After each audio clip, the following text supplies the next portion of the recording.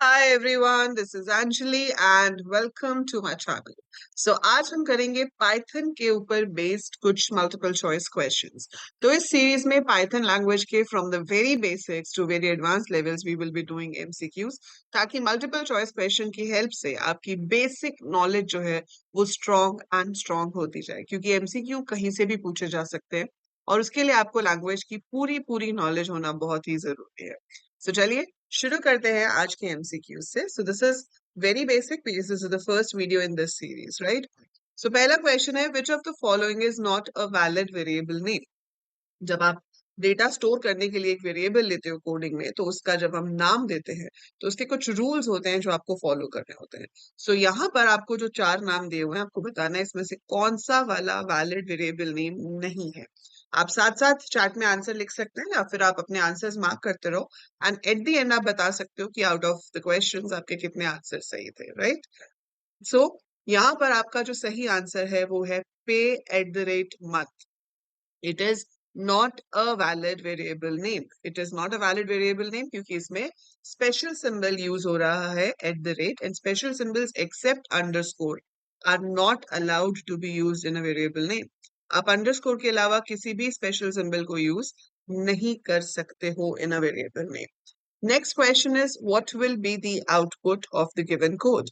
यहाँ पर लिखा है a is equal to b is equal to c is equal to 100 and then लिखा हुआ है print b। अगर हम इसको प्रिंट करते हैं तो ये क्या प्रिंट करेगा? इसका आंसर होगा आपका option number B, that is 100। क्योंकि ये जो असाइनमेंट्स हैं ये राइट टू लेफ्ट काम करती हैं। आपका 100 पहले सी में असाइन होगा, फिर वही सी की वैल्यू बी में असाइन होगी और वही ए में। तो इन अ वे इन सब में आपके पास सेम वैल्यू आएगी विच इज 100। तो मैं चाहे ए प्रिंट कराती बी या सी, इसकी वैल्यू 100 ही होगी हमारे पास। नेक्स्ट क्वेश्चन है, what will be the output of this. अब इसमें देखो क्या हुआ, यहाँ पे वेरिएबल भी तीन हो गए और यहाँ वैल्यूज भी तीन हो गई। A comma b comma c is equal to 100 comma 90 comma 80। इससे क्या होगा? इससे होता ये है कि आपका जो फर्स्ट वैल्यू है वो फर्स्ट वेरिएबल में चले जाती है। ठीक है, जैसे 100 जो है वो ए में चला जाएगा, जो 90 है वो आपका बी में चला जाएगा और जो 80 है वो आपका सी में चला जाएगा। ठीक है, so that's how your assignment is done. तो ये आपकी असाइनमेंट्स इस तरह से जाती हैं। एज पर दैट ये जो है ये इधर चला गया, ये इधर, और ये 80 जो है वो सी में चला गया। तो आपसे बी पूछा गया है, तो बी की वैल्यू जो आएगी वो यहाँ पर 90 आएगी। तो बी ऑप्शन जो है आपका वो सही आंसर है। It has to be 90। ठीक है, आगे चलते हैं। What will be the output of this. ये क्वेश्चन अर्थमेटिक ऑपरेटर्स के ऊपर बेस्ड है, बेसिक कैलकुलेशन हो रही है यहाँ पे, and you have to remember the basic precedence level of operators. तो यहाँ पर माइनस और प्लस है, और माइनस और प्लस में क्या होता है, जो पहले आ जाए वो पहले हो जाता है इन पाइथन। ठीक है, तो 100 माइनस 20 पहले हो जाएगा, दैट विल गिव यू 80। फिर होगा plus 30 which will give us 110। तो इसका आंसर आएगा 110, राइट? आप नॉर्मल जो ऑर्डर है प्रेसिडेंस का उसको ओवरराइड कर सकते हो with the help of round brackets. यहाँ पर अब राउंड ब्रैकेट्स एक्सप्रेशन में यूज हो रही हैं, तो जब ब्रैकेट्स आ जाती हैं तो सबसे पहले वो ब्रैकेट्स को सॉल्व करता है। तो यहाँ पर ब्रैकेट सबसे पहले सॉल्व होगी, मतलब 20 प्लस 30 हो जाएगा, वो बन जाएगा 50। और फिर आपका एग्जीक्यूट होगा 100 माइनस 50।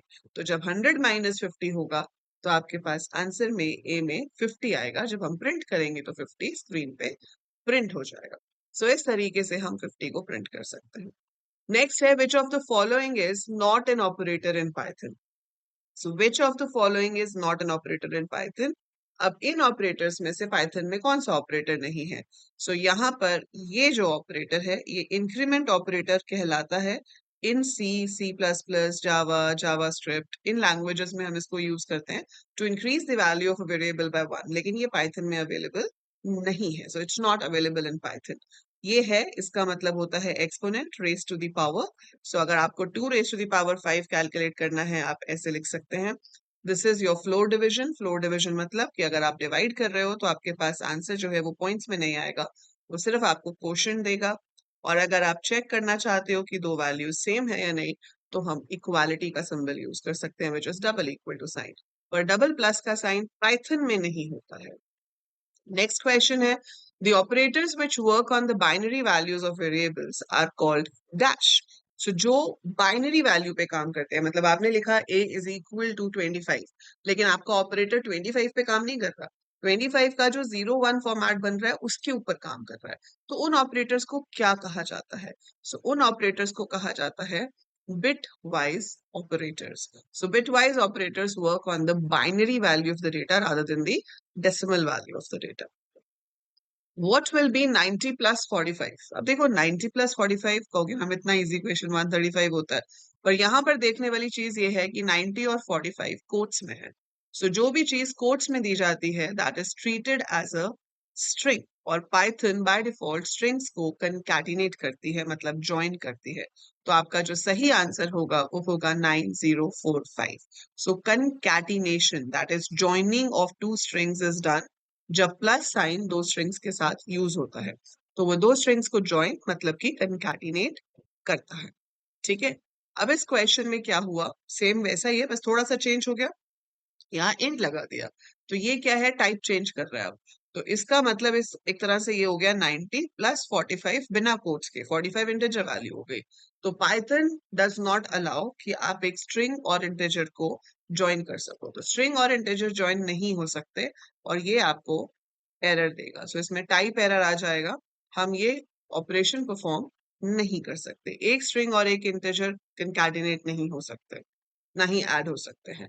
यहाँ पर दोनों को ही इंटीजर में कन्वर्ट कर दिया, तो 90 भी इंटीजर हो गया, 45 भी इंटीजर हो गया, तो जो सम होगा वो आपका 135 हो जाएगा।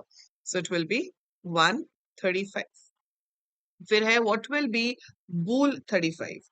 बूल 35 आपको क्या देगा? अब देखो, bool is a data type, type casting function आप कह सकते हो। ये किसी भी वैल्यू को बूलियन में कन्वर्ट करके देता है। सो 35 is a non zero value, so it will be true. So simple words में, बूल के ब्रैकेट में अगर आपने कोई भी वैल्यू दी है जो कि नॉन जीरो है, जो कि ब्लैंक नहीं है, तो वो ट्रू देगा। अगर जीरो या ब्लैंक होता है तो वो फॉल्स देता है। जैसे कि इस केस में आपके पास क्वेश्चन है what will be bool 10 minus 5 into 2। अब यहाँ पर अरिथमेटिक ऑपरेटर्स के अकॉर्डिंगली मल्टीप्लीकेशन पहले होगी, तो ये 10 हो जाएगा, 10 minus 10 will be 0। So eventually ये बनेगा बूल 0। 0 का मतलब होता है फॉल्स। ठीक है, सो इवन अगर आप स्ट्रिंग्स भी यूज करते हो, अगर आपने कोट्स शुरू करके बंद कर दिए तो ये आपको फॉल्स देगा, लेकिन कोट्स में अगर एक भी कैरेक्टर है तो आपके पास ट्रू आएगा। सो 0 या blank is set to be false, लेकिन अगर कोई भी वैल्यू है तो वो ट्रू कंसिडर होता है। So what will be bool hello, it will be considered as true, ये आपका ट्रू कंसिडर होगा। ठीक है, what will be ORD A. ORD क्या करता है, हमें गिवन कैरेक्टर की स्काई वैल्यू देता है, American standard code for information interchange के बेसिस पे हर कैरेक्टर की एक वैल्यू डिसाइड की गई है। जैसे कि कैपिटल ए की है 10001। अब ये याद रखना तो मुश्किल है, बट हम इसका डेसिमल नंबर याद रख सकते हैं 65। So capital A is 65, capital B is 66, 67 and so on. तो कैपिटल ए टू जेड जो है वो मेरा 65 टू 90 तक होता है। स्मॉल ए टू जेड जो है वो 97 से 122 तक होता है। तो यहाँ पर आपको ए की वैल्यू पूछी है तो वो है 65। सो ORD आपको क्या करता है, किसी भी कैरेक्टर की स्काई वैल्यू रिटर्न करके देता है। ठीक है, तो इट विल बी 65।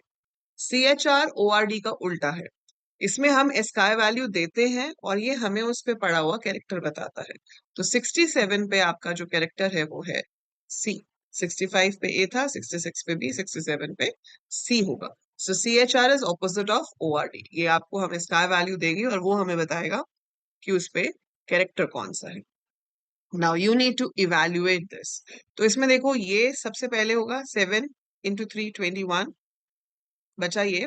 अब ये होगा 9/5, सो इट्स 1 पॉइंट समथिंग, पर दो स्लैश हैं तो आप 1 पॉइंट को तो लोगे नहीं, क्योंकि ये फ्लोर डिवीजन है, we have to take only the quotient. सो हम सिर्फ क्वोशंट लेंगे, सो 21 माइनस 1 विल बी 20। तो आपके पास इसका जो आंसर होगा that will be option number C. So आपको प्रेसिडेंस के अकॉर्डिंगली अपने वैल्यूज जो हैं वो सॉल्व करनी होती हैं। So these were some of the very basic questions based on operators and variables in Python इन डेटा टाइप्स हमने इसमें देखे क्या क्या होते हैं। ऐसे ही we will be doing number of multiple choice questions on so many various topics of Python, ताकि आपकी पाइथन की नॉलेज स्ट्रॉन्ग हो जाए, बिल्कुल अच्छे से आपको इन डेप्थ नॉलेज हो हर एक कंसेप्ट की। So you will be getting these videos quite often where you can practice multiple choice questions related to Python programming. Python का लाइव बैच भी चल रहा है ऐप के ऊपर विच इज एब्सोल्युटली फ्री। आप लाइव क्लासेस अटेंड कर सकते हो, उसके लिए आप ऐप डाउनलोड कर लीजिए और इसमें पाइथन के कोर्स को जाकर एक्सप्लोर कीजिए। So that is it for now. अगर वीडियो अच्छी लगी है तो लाइक पे क्लिक जरूर कीजिएगा, कमेंट में लिख के बताइएगा कि आपको कितने पॉइंट्स मिले out of the given MCQs, and subscribe the channel, it's absolutely free. Share it with your friends जो भी कोडिंग सीखने में इंटरेस्टेड हैं, be it C, C plus plus, Java, Python, HTML, whatever language you want to learn. So join me in all of the playlists which are already there on the channel and live courses which are there on the app. So bye for now. Take care. See you soon.